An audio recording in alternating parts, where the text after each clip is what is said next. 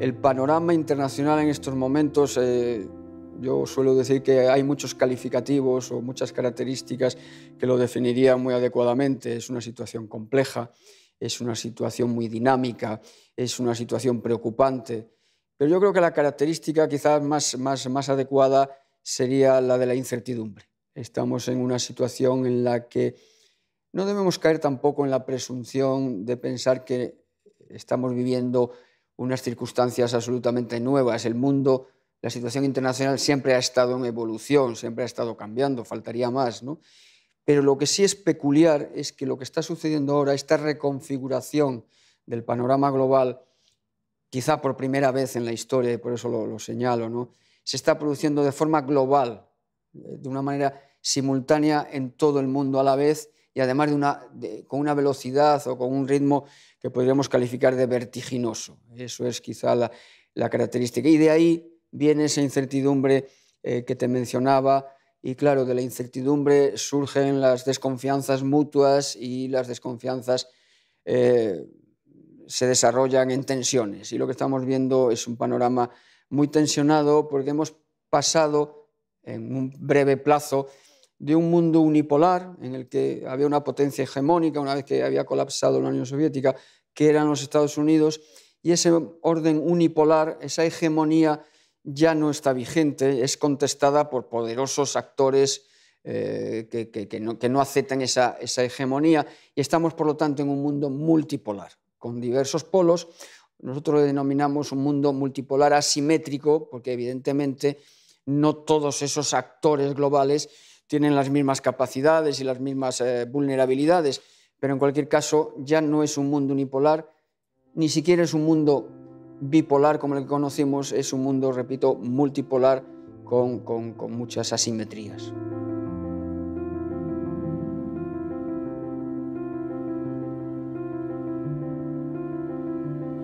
Podríamos decirlo en términos futbolísticos, hay una Champions League de dos, tres, cuatro grandes actores, y luego una serie de otros actores, digamos, de segundo nivel, pero que también están muy activos y que también interactúan.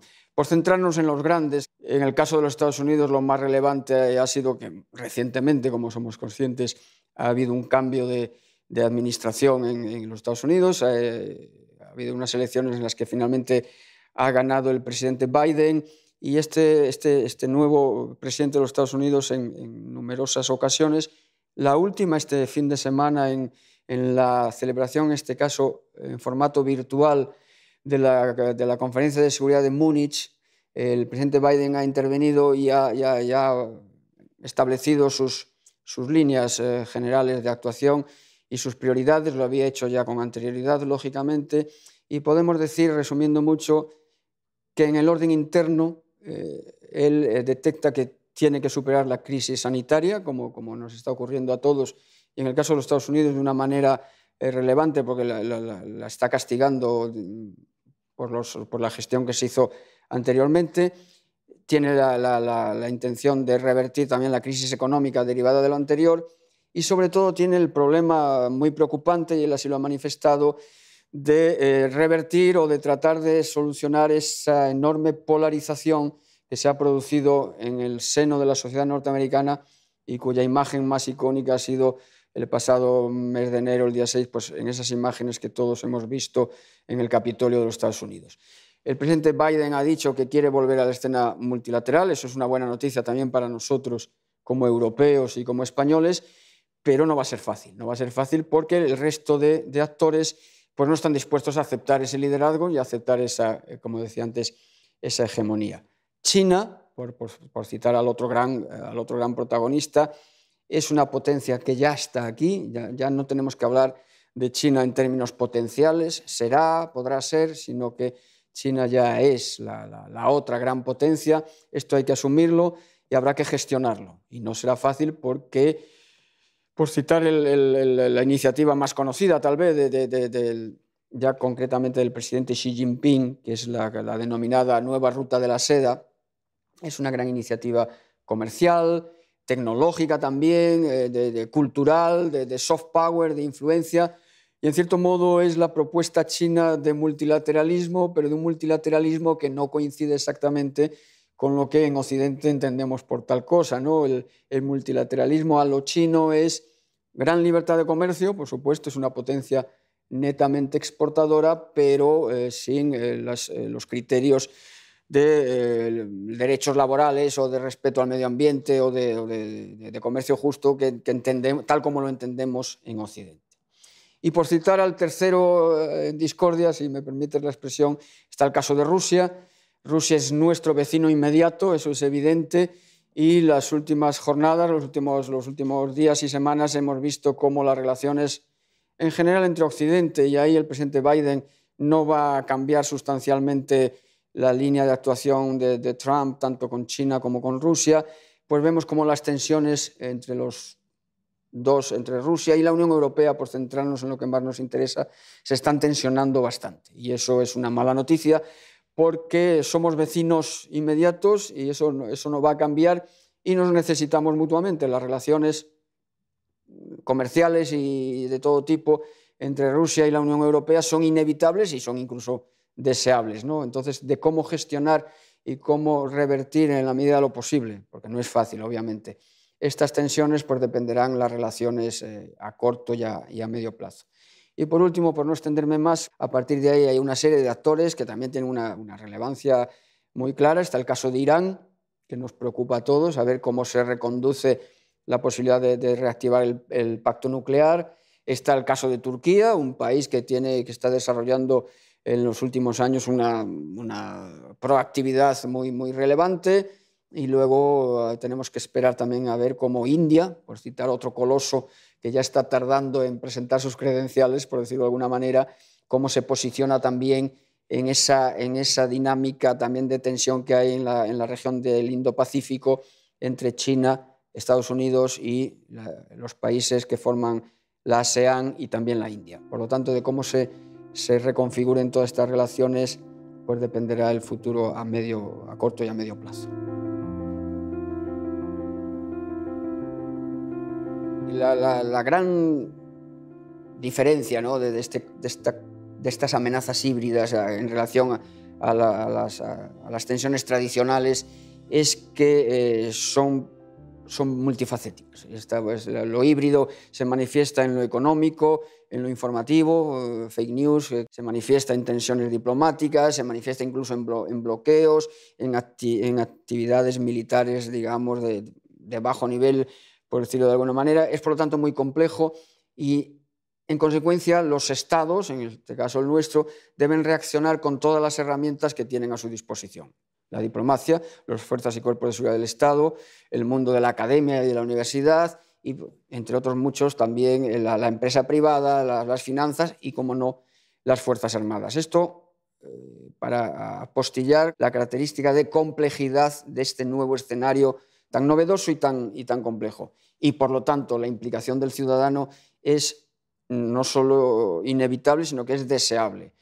Lo que el ciudadano puede aportar es, por decirlo en pocas palabras, es un cierto espíritu crítico, de cuestionar las cosas, de analizar lo que está pasando y de tener criterio propio, ¿no?, para discernir entre esas noticias que son reales y las que no lo son, saber identificar los parámetros en juego. Es difícil, pero esa es la tendencia. Una ciudadanía formada en la medida de lo posible y, como consecuencia de ello, con un espíritu crítico en condiciones de analizar, evidentemente de forma sucinta, porque no podemos esperar una especialización de que no le corresponde ni es necesaria, pero sí un espíritu crítico medianamente incipiente que nos permita sobrevivir en un mundo que es muy complejo y que además ha llegado ya y es inevitable y habrá que, por lo tanto, gestionarlo adecuadamente.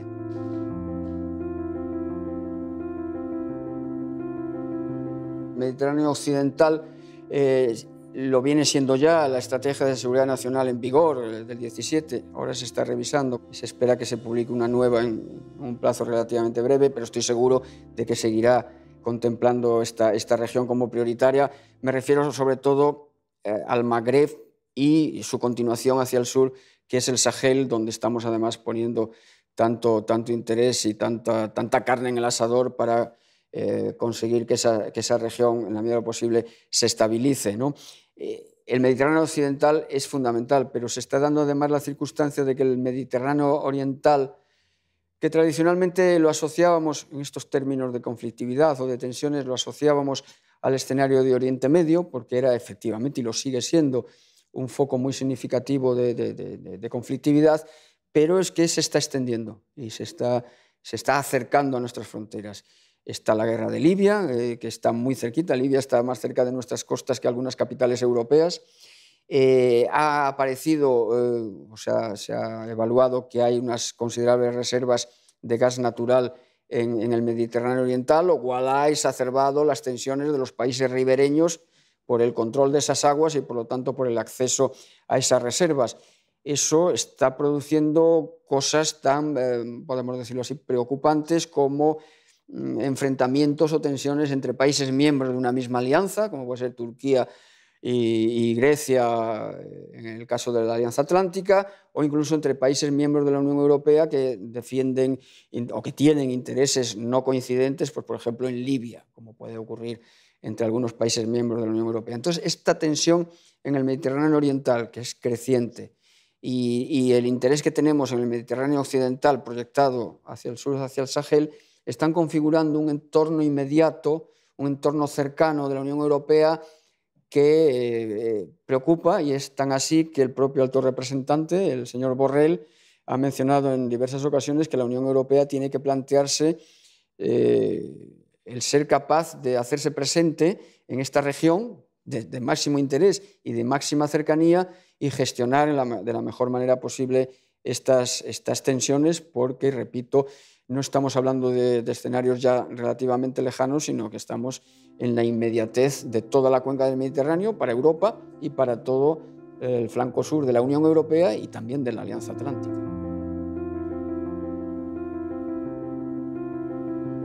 El papel de España, nosotros creemos que la geografía, a pesar de algunas tendencias relativamente modernas que piensan que con el tema de la globalización pues ya los mapas no tienen la relevancia que tenían antes, o que la geografía pues ya no juega el papel que ha jugado tradicionalmente. Nosotros creemos que no es así. Creemos que la geografía sigue mandando mucho en estos temas de geopolítica en general. Y la posición geográfica de España, y esto es historia, lo hemos visto a lo largo de los siglos, le permite una proyección, digamos, en los 4 puntos cardinales. Hacia el norte somos parte de Europa, eso es evidente. Hacia el este está el Mediterráneo, que hemos hablado hace unos minutos. Hacia el sur está todo el continente africano, con toda esa franja del del Magreb y luego del Sahel.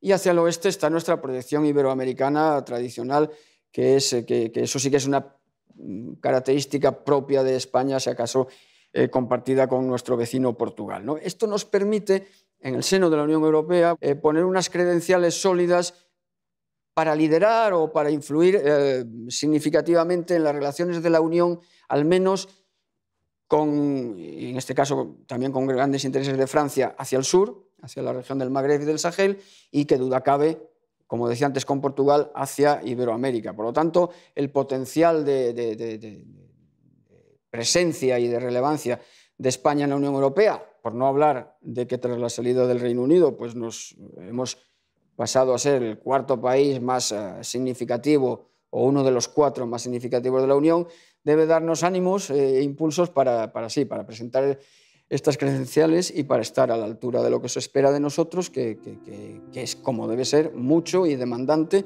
pero somos un país que estamos capacitados para asumir ese reto y mucho más. Nuestro vecino, más allá de los países que con nosotros formamos parte de la Unión Europea, es evidente que Marruecos es nuestro vecino inmediato, inmediatísimo, y quizá esa preocupación por un momento temporal, puntual, deberíamos ponerlo en contexto. Las relaciones con Marruecos, afortunadamente, vienen siendo muy positivas por ambas partes. Nos necesitamos mutuamente, somos países cuya estabilidad mutua o la estabilidad del vecino depende también la propia, ¿no? Y eso lo tenemos claro ambos países, y el campo de colaboración ha sido tradicional, y más allá de, como mencionas, de momentos puntuales, el balance es absolutamente positivo porque, repito, estamos afortunadamente condenados a entendernos y a colaborar, y yo estoy convencido de que va a ser así. Marruecos, además, está jugando un papel también muy loable y muy importante en el seno de la comunidad magrebí, de la comunidad africana en general. Ha vuelto a algunos foros, a la Unión Africana recientemente, y además ha vuelto con ganas de ser un país relevante. Y eso es una buena noticia también para España, porque, repito, del progreso y de la estabilidad de Marruecos y de todo el Magreb, pues depende también nuestro bienestar y juntos poder colaborar. Además, compartimos preocupaciones. Control del yihadismo es una preocupación compartida tanto por Marruecos como por España, o la preocupación, por ejemplo, porque se solucione cuanto antes y de la mejor manera el conflicto de Libia. En ese sentido, Marruecos ha jugado y está jugando un papel importante como mediador y como país anfitrión para conversaciones que han afortunadamente derivado en los acuerdos más recientes de alto el fuego, que esperemos, en Libia me refiero, que esperemos que se consoliden, ¿no? Por lo tanto, yo el futuro lo veo en términos de deseada y necesaria colaboración por ambas partes, porque somos ambos conscientes de que ese es el mejor camino para continuar con estas relaciones. Aprovecho la ocasión para invitar a vuestros seguidores y a quienes estén presenciándola a que sigan al Instituto Español de Estudios Estratégicos. Nuestro trabajo consiste en hacer este tipo de análisis y ponerlos en documentos de diversa entidad, por su volumen, por lo tanto asequibles a todo tipo de público, tanto el experto o estudioso que quiera profundizar como el simple aficionado o interesado en estos temas, con artículos mucho más ligeros, si me permite la expresión, y todos esos están a disposición de todos ustedes en nuestra página web y en nuestras redes sociales, tanto en Twitter como en Facebook. Estamos también integrándonos en este mundo nuevo de las redes sociales y de las nuevas tecnologías. El CSDEN ha abierto un canal de YouTube también en el que vamos emitiendo y depositando pues eventos, mesas redondas sobre temáticas variadas. Recientemente hemos hecho una sobre yihadismo.